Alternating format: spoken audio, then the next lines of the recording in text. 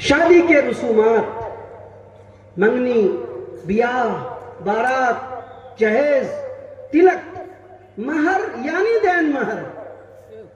क्या मतलब आज के माहौल में महर नहीं बोला जाता, क्या बोला जाता? दैन महर। क्या पढ़ाते हैं आप लोग? बेटा बेटी का ब्याह कराते हैं तो क्या बोलते हैं? महर बोलते हैं कि दैन महर बोलते हैं? बोलिए भाई, आप लोग बोलिए क्या बोलते हैं? दैन महर। दैन के माने उधार, दैन के माने उधार। मतलब आप अभी शादी नहीं करते, जब से बेटे की बातचीत तय होती है या बेटे का रिश्ता लगता है, बेटी की का सिलसिला चलता है, तभी तो शुरू हो जाती है बात दैन मोहर कितना होगा।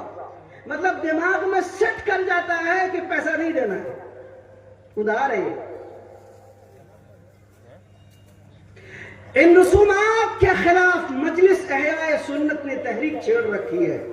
मैं इस मजलिस के कई प्रोग्राम में हाजिर हूं।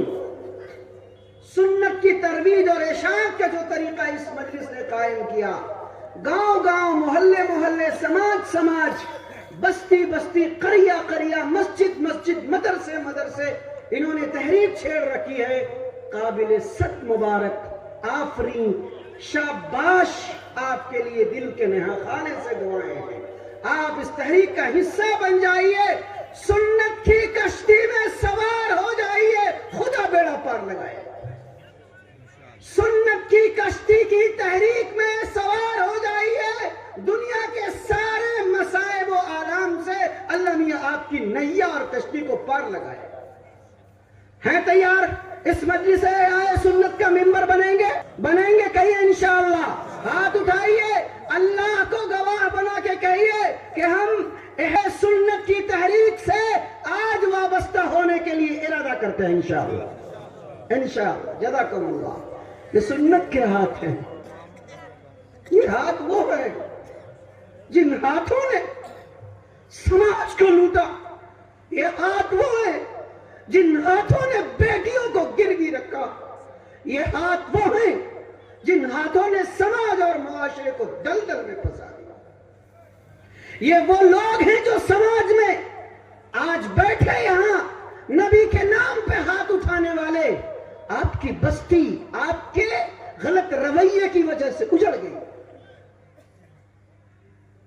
आपकी बेटियां मुर्तद हो रही, आपकी बेटियां थाने में खैर मुस्लिम दारोगा के सामने बरमला कहती हैं बाप और मां को, आप वापस जाइए, मैंने जिसका हाथ पकड़ा है मैं उसी के साथ जाना चाहती हूं।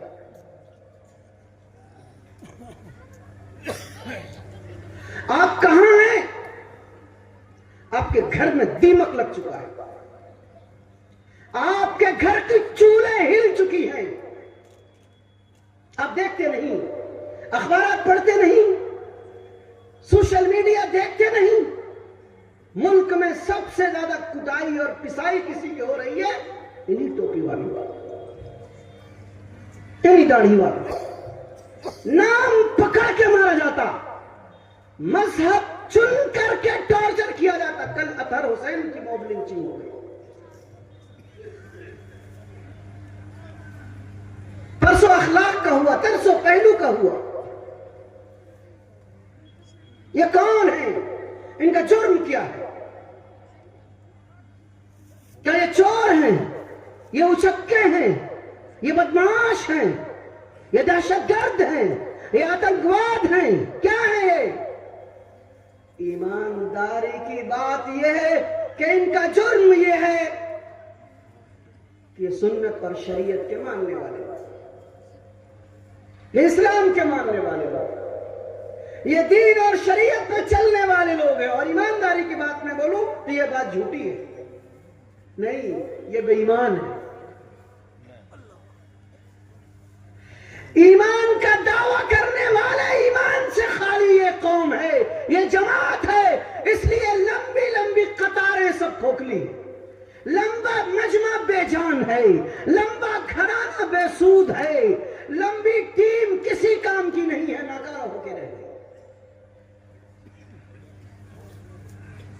इतना बड़ा मजमा बोले, आपके घर में मोटी मोटी रकबे लेके शादी की जा रही है, आप बारात जाते कि नहीं जाते? बारात का कोई सबूत नहीं है कुरान और सुन्नत और हदीस में। चंद घर के मुअज्जदीन और सरपरस्त बेटे के साथ यानी दूल्हे के साथ जाएंगे और इजाब व कबूल करा के दुल्हन को बहिफाजत ले आएंगे, यही बारात।